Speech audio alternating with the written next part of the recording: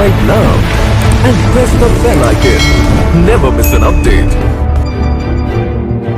महाराष्ट्र के औरंगाबाद में ट्रेन से कटकर हुई 16 मजदूरों की मौत को अभी देश भुला भी नहीं पाया था कि बीते 24 घंटों में 3 राज्यों में हुई अलग अलग दुर्घटनाओं में 16 प्रवासी मजदूरों की मौत हो गई। इनमें 8 यूपी के और 8 ही बिहार के हैं।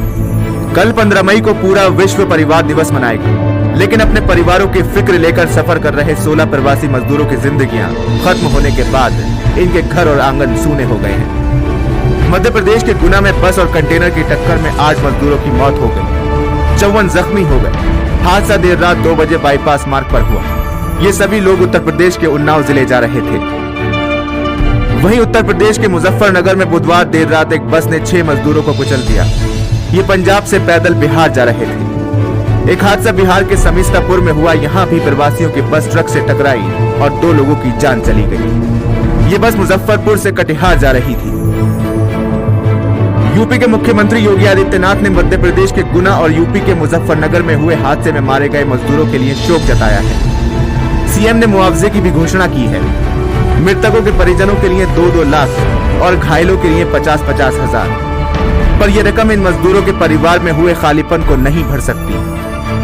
लॉकडाउन की घोषणा करके भले ही कोरोना संक्रमण से लोगों की जान बचाने की कवायद की गई हो, लेकिन इसकी सबसे बड़ी कीमत प्रवासी मजदूरों को चुकानी पड़ी है।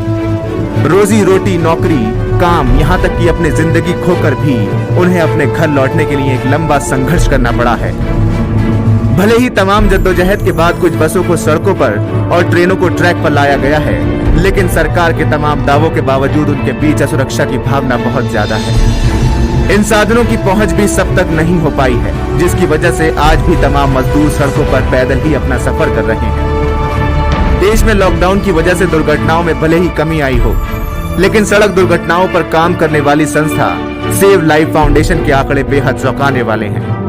भारत में लॉकडाउन के पहले 2 चरणों में लगभग 600 सड़क दुर्घटनाओं को दर्ज किया गया है। 24 मार्च, जिस दिन भारत में लॉकडाउन की घोषणा हुई थी, और 3 मई तक, जिस दिन लॉकडाउन का दूसरा चरण खत्म हुआ था, इसके बीच हुई इन दुर्घटनाओं में 140 लोगों को जान गंवानी पड़ी है। इन हादसों में जान गंवाने वाले 30% यानी 42 लोग हैं, जो लॉकडाउन के बाद अपने घरों को लौट रहे थे।